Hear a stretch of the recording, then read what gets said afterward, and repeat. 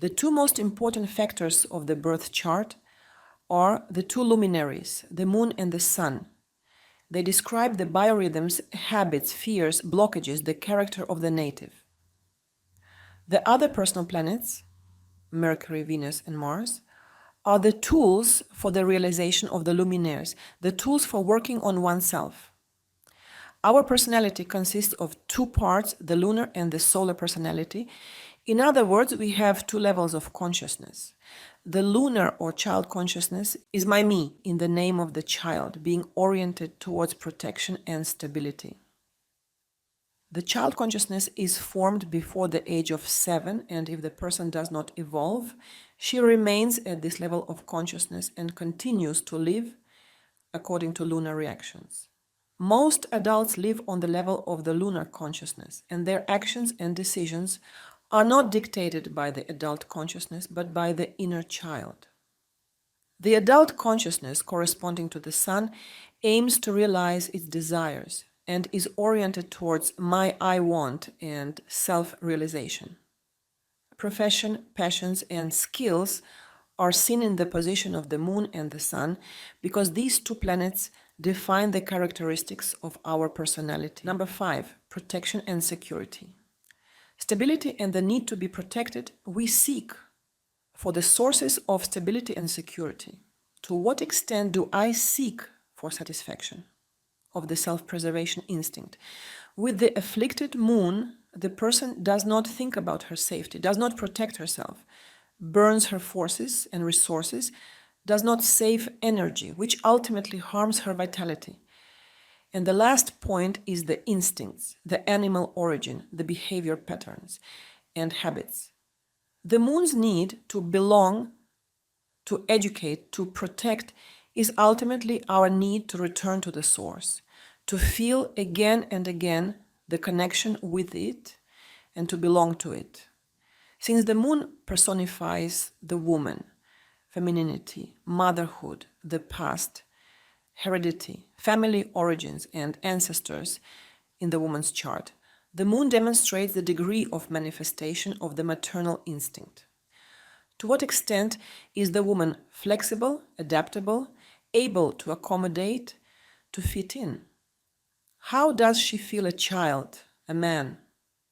The position of the moon in the zodiac sign describes the typical attitude of a woman to a man and her behavior with family members.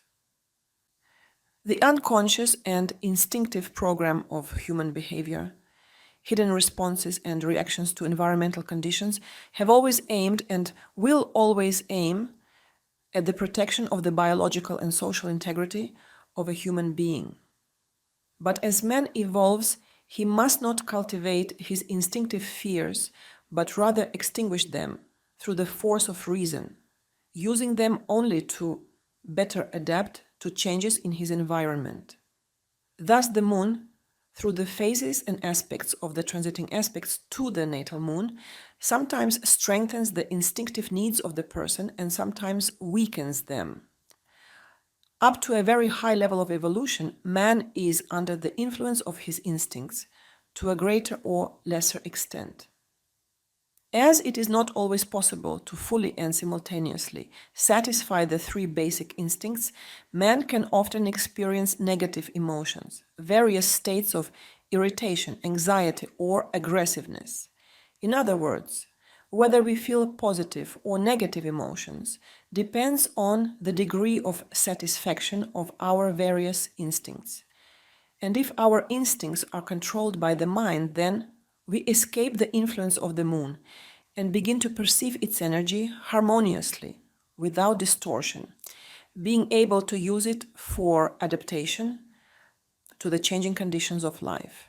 This is why the moon is the most important planet in the birth chart, the lunar pole of the personality. We could compare the person living on the lunar pole to a sleeping cat that would be difficult to wake up. People with the afflicted moon are obsessed with stability. They would like to avoid the worst. They have no thoughts or ideas on how to change or improve their life. The entire consumer industry is based on the principle of the moon because everything that is produced and sold aims to maintain our comfort. We could say the same thing about modern medicine. Take a pill and the symptoms will disappear, the disease will disappear. We do not ask ourselves the question about the cause of the disease. From the point of view of the energetic structure of man, the moon corresponds to the etheric body in the human aura. It is a subtle body that represents the first layer, the lower layer of the aura, and is in close contact with the physical body, supporting it and connecting it with the higher bodies of the aura. For this reason, the position of the moon and its aspects in the natal chart will reveal the native's capacity to accumulate energy as well as the state of his health, including psychological health. If the person does not draw energy from the astral world, that is to say, from the sun, she will only find it in the activities symbolized by the moon: eating, sleeping, taking a sleeping pill or an energy drink. The person will not receive the energy of her individuality, her inspiration and dreams. Living on the lunar pole, the person uses her birth chart in the energy-saving mode, even if the other planets are in favorable positions, in the signs of their rulerships, or if they are well aspected. The moon corresponds to the image of the mother as I perceive her. The position of the dispositor of the moon in a sign will describe what my mother is like in the real world.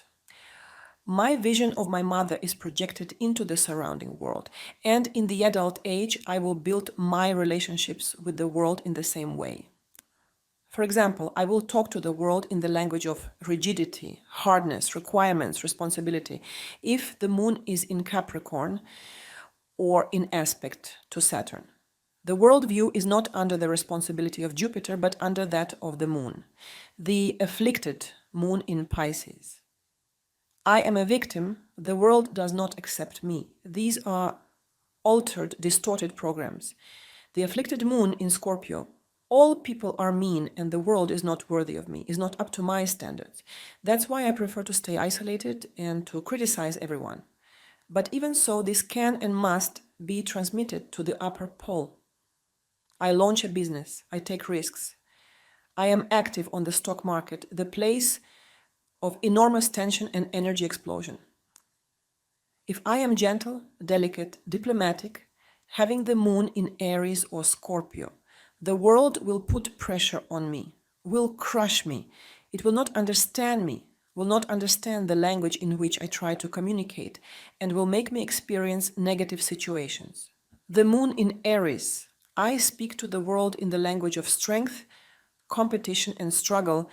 If I am not a leader, an initiator, if I do not seek to break through, to move forward, the world does not see me and me.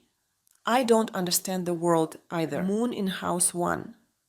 I should take care of myself. Moon in house 6. I should take care of my health.